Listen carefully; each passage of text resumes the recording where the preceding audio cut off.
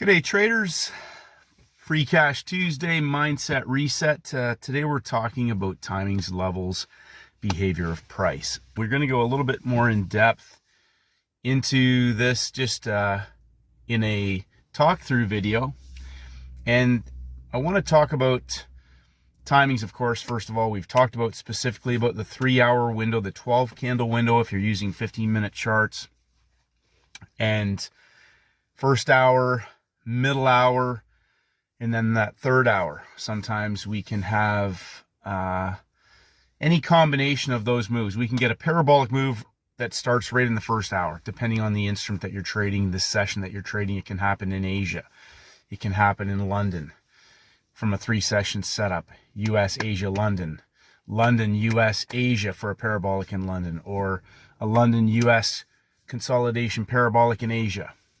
Or it can happen at the New York Open. If we had major red news today, 10 a.m. So I put the yellow box on for the New York Open, 9:30, because that means be cautious. Traders want to get in right away and say, well, there's 10 a.m. major red news. Some cases we'll see a market move, and the news will be a catalyst that completes the move. And oftentimes that's just one of those things you're forced to either chase the move or get in first bounce or take the last part of the move if indeed it's set up. But reinforcing the concept of hunting out the best setup on any instrument. So if you're focused on one instrument, you may miss part of a move because you feel like, oh, it went before the news, I should have just got in. And so you do it the next time and they throw a 50 pip spike into you, and then you say, I'm not doing that again, which is why I just step back and wait for the news. Now, we don't have a lot of 9:45 a.m. or 10 a.m. news, but it is on the calendar. So it's easy to step back and trade the 9:30 New York Open. Yes, there can be opportunities in first hour because there can be moves at the end of Asia going into the Europe session where they move at 25 and continue to move at another 25 on a dump. And then the London Open is the pump. So you think you're missing the move. And this comes back to mindset, FOMO. You can get into a move, but then you're sort of forced to maybe sell down low or buy up high in a move that continues to go. And that's entirely up to you if that's part of your playbook, your trading playbook. So I'm telling you what I do, because what I've done for myself is focus on reproducibility, simplicity, because I can go to the screen tomorrow at 9:30 again and look for the same opportunities on something else or on an instrument. Now, that's critical for me because my window's set. Now, I have traders who say, what if you can't trade at these times? You can only trade in the gap times and everything else. Listen to my next part. Regardless of when you want to trade, regardless of how you want to trade, 3 things that the market gives us every single day. There's actually more, but we'll talk about that in one moment. 3 things that the market gives us every single day are the previous day's high, the previous day's low. That's our high of day, that's our low of day, and the closing price. Now, I've put more and more emphasis on this because traders will, when you step back and understand that, then you realize when traders are trapped on the wrong side of the market, and when the high or the low of the day and the closing price can work together as a floor of major support or a ceiling of major resistance. And I said this last video, and I'm going to repeat this. I'll keep repeating it because I've gotten this question at least 100 times since I repeated it 5 times in the last video. Day 3, day 3, day 3. Look for the importance of using closing price on a day 3. Because day 2 may be the day where it's in the middle of the range. Here's your low, here's your high, here's your closing price. Well, guess what? Guess what that means? That means the high and the low are the relevant areas, and the closing price is probably 50% of that range. And if we put our major round numbers on there, it's crystal clear. So here's the thing. Nothing can be disputed. The high of the day can't be disputed, the low of the day can't be disputed, and the closing price can't be disputed. Somebody mentioned to me this morning that 4 o'clock is the closing price for New York for indexes.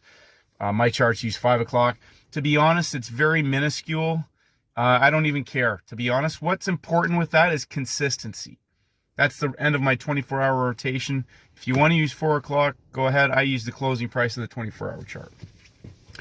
So the market gives us those 3 levels every single day. You can't argue about it. 9:30 is when the equity markets open every single day. And if you wait and understand that everything else is an illusion, they're getting you to see there's a higher high in the gap and the lower low, and you're marking that off and then counting 1, 2, 3 pushes. And when you really understand that when you're inside and no levels have been broken, it's an illusion. And perhaps there'll be a high of that day, a low of that day box. But then the next important question I want to ask myself is, what is the risk reward opportunity from high to low? Is it a 25 pip box? Am I risking 20 pips to maybe get 20? And I'm not talking about closing price. There's no levels involved, just a high and a low. We might be above the closing price from the previous day or below the closing price from the previous day, but we haven't broken a daily level. So again, setups. Where are the pump and dump day 2, day 3 setups? Where are the dump and pump day 2, day 3 setups? Where are the day 3 breakout setups for shorting or for trend trades? Again, reversal or trend trades. Setups, setups, setups. 3-day setups. Now, I'm going to repeat this next part as well because I keep getting this question. Monday's day 1, Tuesday's day 2, Wednesday's day 3. Wednesday resets. Monday's the opening range of a week. Wednesday's the midpoint range of the week. Resets is day 1, Thursday's day 2, Friday's day 3 for the closing range of the week. Monday could be from a Friday high, failed high, or we take out a low on Monday. Friday becomes our new day 1 in a 3-day setup that can possibly give us a parabolic on Tuesday. That's a 3-day setup. Now, I know that's confusing to a lot of people. So go and do your homework. Go study it. Look for where you can find day 3s. But if you've got a Tuesday that breaks the low of Monday, and Monday broke the low of Friday, now we may have a day 3 setting up. Now what we look for is peak formation, consolidation, if a daily level's been broken. Whenever I go into a trade setup, where's the high, whether it's the high of a session, low of a session. We saw a great example today on gold. London, peak formation low, peak formation high, underneath the closing price. 3 pushes into the high, the lower high with lower lows inside, right at the beginning of our third 15-minute candle, 8:30 a.m. New York time, 50 pip blow-off move. A range expansion now. The market has not locked in the low of the day. So, traders are getting caught. Listen to this part really close. They're getting caught trying to buy a low or sell a high when the low or the high of the day may not be in place yet. So they're looking for the V bottom or the V top reversal. Now we're on day 2. It's Tuesday in a market that continues to break lower. Puts in a lower high in the second hour. Lower lows, lower highs. Major red news. Pump, pump, pump, pump. Dump. So now, talking about levels. Everybody's trying to always look for counter trend trades. Retail loves to try and counter trend markets. Listen to this one more time. How does price behave when it gets to that level? Is it pumping for a dump or is it dumping for a pump? If you're trying to constantly counter trend, you are going to get smashed. Remember, where's the easy money? If other time frame traders are driving a market hourly, 4 hour, whatever that may be, it's day 2, we're making lower lows. Day 2 can tend to continue in the direction of that initial break. We had lower low on Monday, right? Lower low. And then a lower low today. Broke out again today. A market that's, Paul Tudor Jones says this, a market that's trying to send you signals of a possible range expansion. Pay attention to that. So when it gets to that level at 9:30, it pumped up. Indexes, DJ30, the exception was Russell 2000. It actually went vertical to the high of the day. S&P, NASDAQ broke the low of the day. The DJ30 did not break the low of the day. A market that coils sideways without taking out the low is preparing for a potential explosive move. Remember that. A market that coils sideways underneath the high or on top of a low in a market that is preparing for potentially an explosive move. We're not talking about failed breakouts or anything else. We're talking about a market that has not broken a level. Pumps up, 15 minutes, breaks down, consolidates, second 15 minutes, major red news, breaks down, pulls back, first bounce entry. How long does it take for a market after major red news or on a market open to potentially lock in a high or a low? In the playbook, 30 to 45 minutes. 3 levels of rise, pump, pump, pump, breakdown, pump, breakdown on news, pump, pump, pump.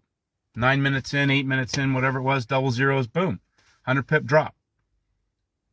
How does price behave when it gets to that level? I will ask you to ask yourself, are you just constantly looking to try and reverse markets? Why does the market need to reverse? Especially if other time frame traders are driving this move. It's Tuesday, it's day 2. We could be going day 1, day 2, day 3. Why does it need to come back? Do you know why traders blow their accounts out? Because they're insistent that there has to be a stop hunt, a reversal. And those are the days that they blow their accounts out. Niche said it great today. I'm not going to look at gold on Tuesdays, on day 2. Well, often there can be a lot of chop on a day 2. As I've said, a lot of traders get chopped up on day 2 trying to counter trend markets. So, timings, levels, behavior of price. What should we see? Well, we should see a low or a high put in place. We should have a peak formation high and a peak formation low, whether it's in one session at the high and low. So high of the day, low of the session, whether it's at the low of the day, the high of the session, or the high of the day, the low of the day. Asia, London. Maybe New York puts a high in before 9:30. Guess what they might do? They might go back to the high again. That's why the timings are so critical. If you step back and understand, I want you to think about this. Think about this in closing. Okay, FOMO, hope, fear, greed, impatience, frustration. Some traders have said, like I said this, you're in the matrix. Inside, if you're inside and no levels are broken and it's not day 3, okay, it's an illusion. You only think you're seeing what you think you're seeing. You only think you're seeing what you think you're seeing. It's what they want you to see. Until they break a level, now I know we have a market that is in play. Until they have broken a level, unless it's day 3, we don't have a market in play. So when they break it, it's in play. If a daily level's been broken during that day, it's in play. Now I'll look at it. How many levels of rise and fall? What is the thesis? The EuroCAD is a great example. They broke the low in Asia, went up 3 levels.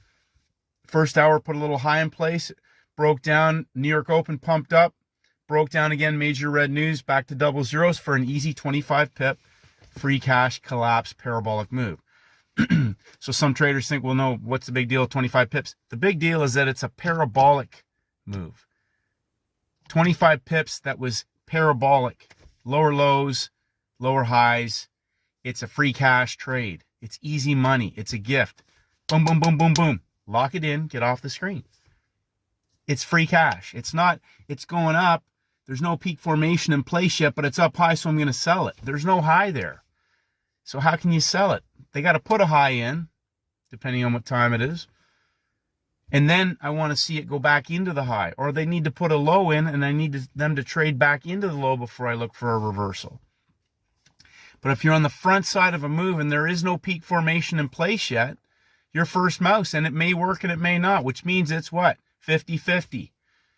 Now, if they put a peak formation low in place, and on the smaller time frame, that makes higher highs and coils, that thesis aligns with the larger time frame.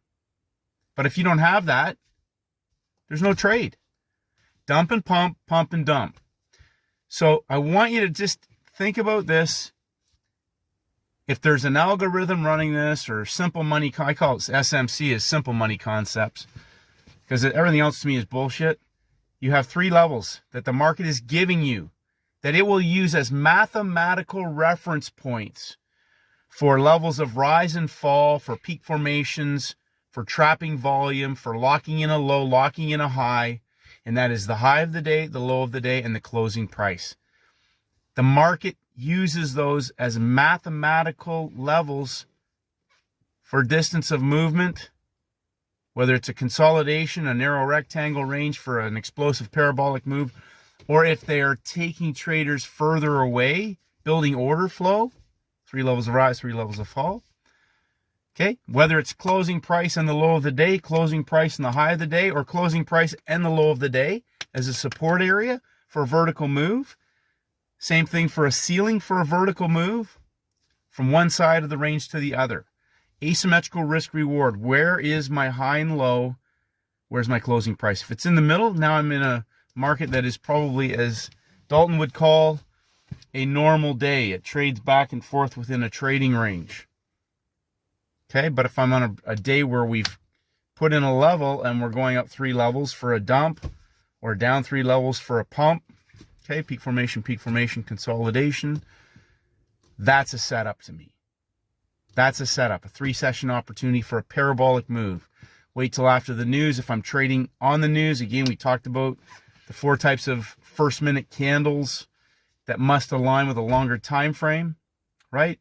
Explosive, break out of a range, pull back, first bounce, first bar where there's an upper level or a lower level of trap volume. Doesn't matter what time frame you use, but typically on the more volatile instruments, indexes, gold in particular, indexes, if it's 8:30 news, don't even worry about it. I just look at it at 9:30.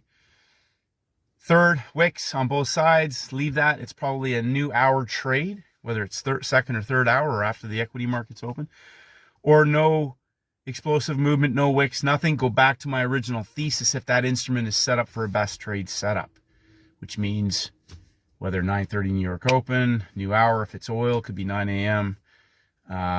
In most cases, oil will still align with that equity market open. So timings, levels, behavior of price. If there's no major red news in Asia or London, London open, 3 a.m. to 4 a.m. Asia, middle hour. Now, if the market gives an opportunity, a parabolic move, because the U.S. session's coiled, pound Aussie, pound yen, euro Oz, whatever, maybe there's a coil in the U.S. session that hasn't gone anywhere. We see a breakout pre-market and a coil in that first hour.